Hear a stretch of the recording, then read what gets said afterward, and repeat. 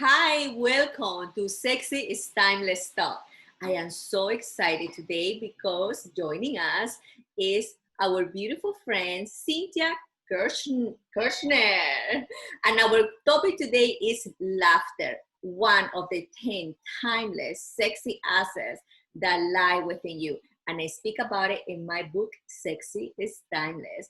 I am Luisa Diaz, author and founder of Luisa Diaz Foundation, which is a celebration of kindness. Now, let me introduce to you my fabulous friends and co-hosts. Hi, I'm Samantha Basuto Drucker, your lifestyle genie and host of Love and Design Project, coming to you from Hollywood Beach, Florida.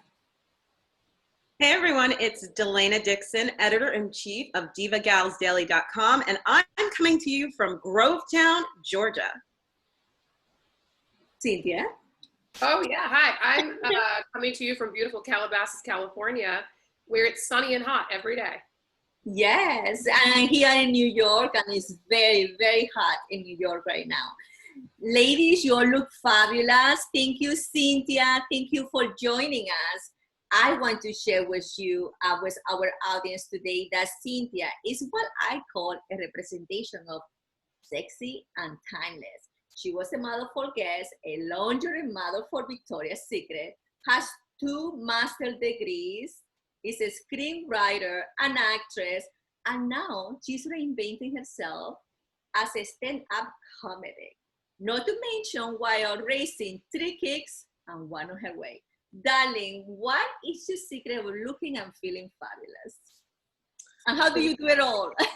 Well, I think it's more self-care. So, I just etch out time, and I know self-care is one of your timeless secrets. And I think it's really important. And I know that's not the topic today, but I think for moms and wives, like, we need that time, whether it's, getting our nails done or going to the spa or taking that bath or reading that book, or even just having a treat of some sort, or even having a drink with a beautiful lemon circle. Or joining you ladies. So I think it's all about self-care. And I think that's what really keeps me going is the children also. They really help. They give you the motivation, and then the self-care gives you the preservation. So wonderful. And how have you been doing during the COVID? You were sharing with the 3 kids and a lot of domestic work that you're doing.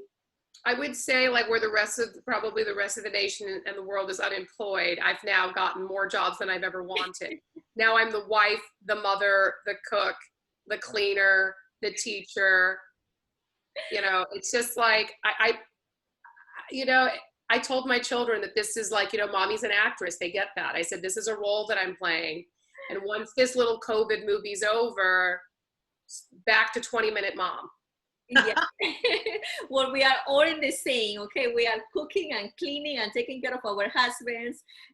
So let's talk about you, because you have such an exciting journey. So I wanted to know, from being a model and an actress, by the way, I saw a few of your movies. So what made you choose to become a stand-up comic? Well, how that came about is that, I always sort of focused on education and academics. And then I know you talked a little bit about my master's. I actually have 2 bachelors, 2 masters, a PhD, and I'm doing a 3rd master's right now. Wow. So it's in human development. My PhD is from Columbia. That's in human development and psychology. My 2 undergrads are in education. And then my other master's is in, special education and administration. And now I'm doing one in leadership and communication with, like, digital media. So I'm really enjoying it. I've only been in for a week. I've only been doing it a week, but I feel like I'm going to be calling you guys next week with some leadership idea, because it really puts you into this, like, oh my God, we have to go do something right now. Yeah. So I'll share that stuff with you guys as long as I think I'll be done in about a year and a half. So as I go through the journey, I'll share some learnings with you, some findings.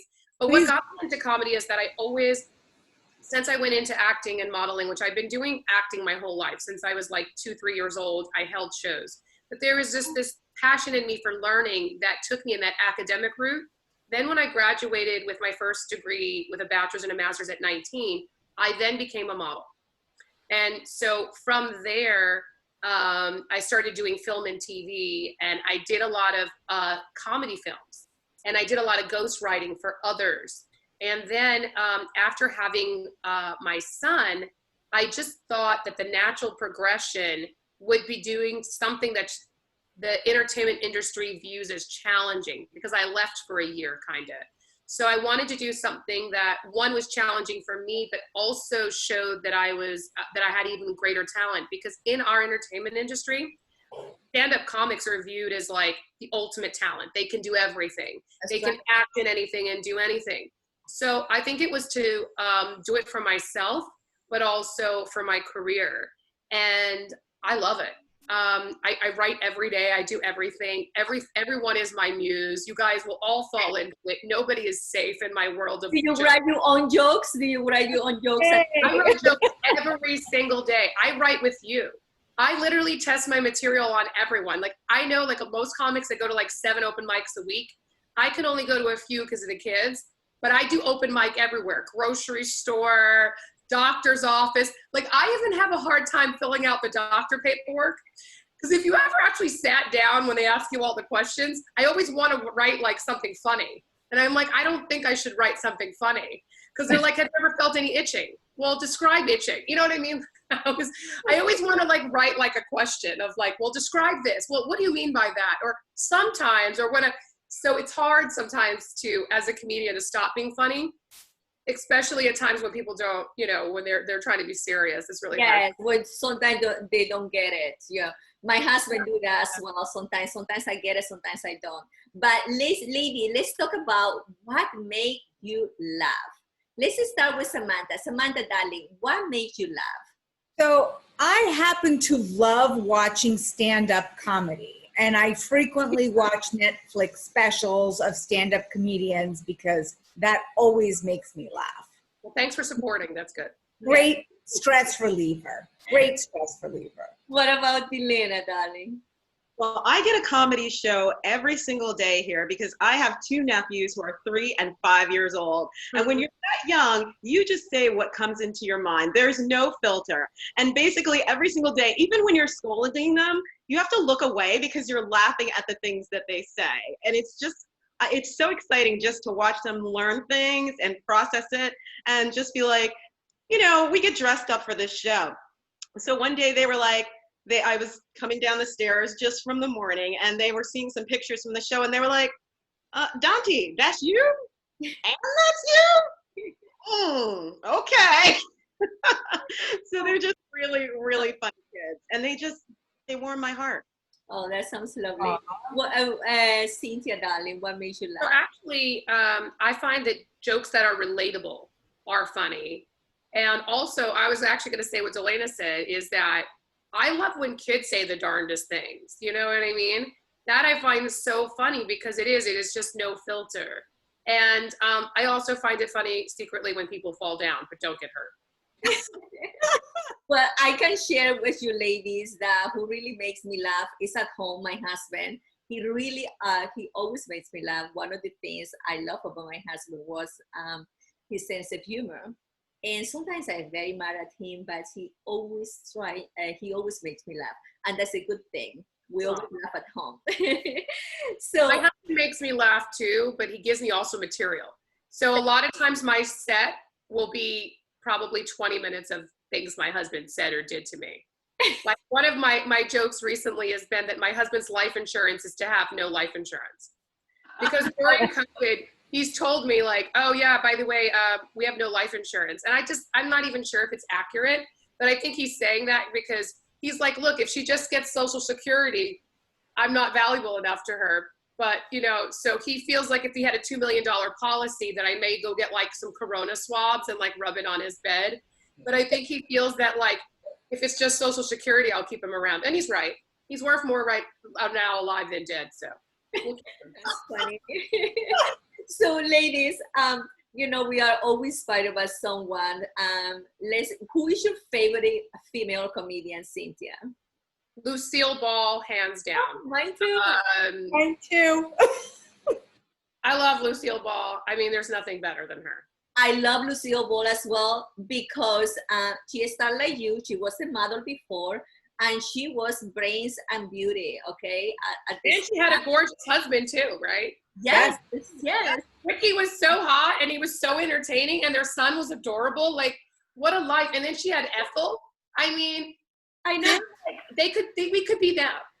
You know, we could be like the Ethels. That was the first TV show to be filmed in 3 cameras, movie style. That was the first one. Ricky Ricardo insisted upon it when the networks were like, no. He was like, yes. And so he was a producer on that show. And he also, by the way, was in charge of Lucille Ball's wardrobe. Oh, wow. Because after they got divorced, when it was the Lucy that sounds show, like Kanye and Kim. yeah, when it was no longer I Love Lucy, you can see when it was just the Lucy show, she didn't have the same chic. He was the one with the taste. Well, the Latin flavor, I must admit, the Latin flavor, we had this letter style.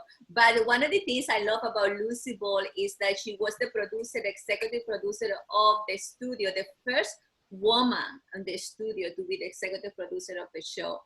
And that was very amazing. And do you know that her production company was the first one who started Star Trek as well? Wow. So I was like, you go girls. She totally was sexy and timeless, right? Yeah. So Lucille Ball. Right. And let's talk about a little bit about, very quick about comedy. I love movie. I love movie that made me laugh, and romantic comedy. I can tell with you girls that I love the series of Legally Blonde. I know it's very easy. I call it anti-calorie, but I love it. 1 and 2. What about you girls? What is a guilty pleasure that made you laugh, Cynthia? Me is The Hangover and Meet the Fockers. Oh, yes. That's so my thing. Like, just watching these things that they get into, on The Hangover. I mean, these guys are insane. It's just so insane. I love what happens to them. And that monkey, I can't. I know. The Fockers, I mean, I just love all the actors, and they're just so funny, and I really enjoy it. What about you, Delina? I am definitely a Bridget Jones girl. I love all 3 movies. Well, actually, not the second one. I mean, it's in a foreign prison. Come on, not a good plot. The other 2 are great. And if you want to laugh, you got to go watch Samantha in All About Eve. It's a show that I wrote. It's on Facebook right here at TV Diva Gal. She gives the funniest performance as a network executive, and her facial expressions are priceless. So go check it out. Yes, I checked it out. It was great. What about you, Samantha? I'll watch anything with Robin Williams. He is my favorite of all time. Robin Williams, I'll watch anything with him. And there's a French film called The Intouchables about a paraplegic. There was an American Hollywood remake, not as good, but the French version of The Intouchables and the classic, the French version, Le Cage aux Folles. Awesome. Wow, I had to check that out. And so, Cynthia, I want you to share your experience with us and give us some tips. What is the secret of telling a good joke?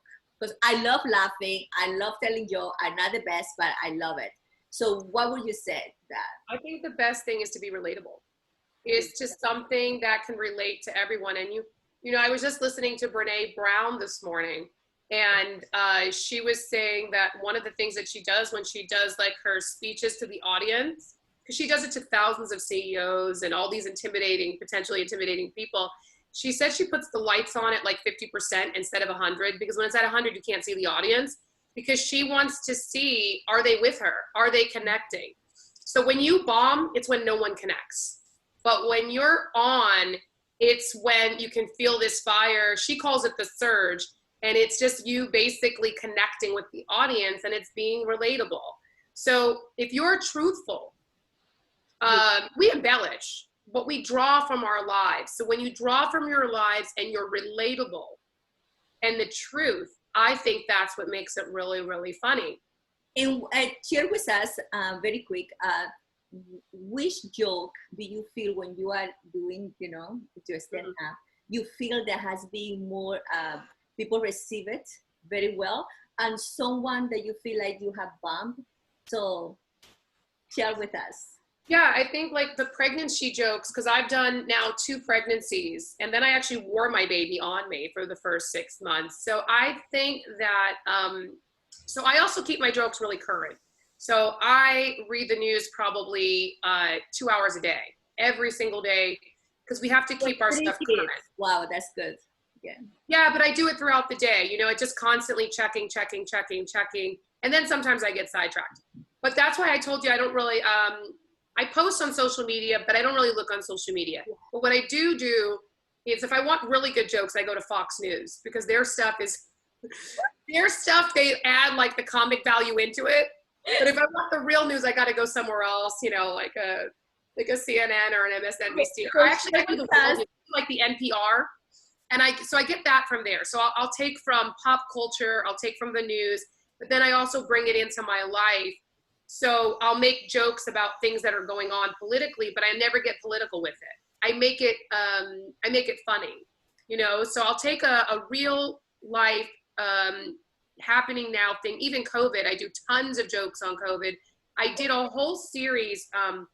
Okay, share with us one real funny one that I have received a very, like, you feel like. Well, I think that the one I've been doing lately is about homeschooling, where I say, you know, how all my students have asked for another teacher, you know, and that like on the first day of school, I was like, this school is so getting shut down. Like the teacher got fired for drinking on the job. 2 kids got suspended for fighting. So that's like something that I tell. I mean, that's a light joke, and it's quick.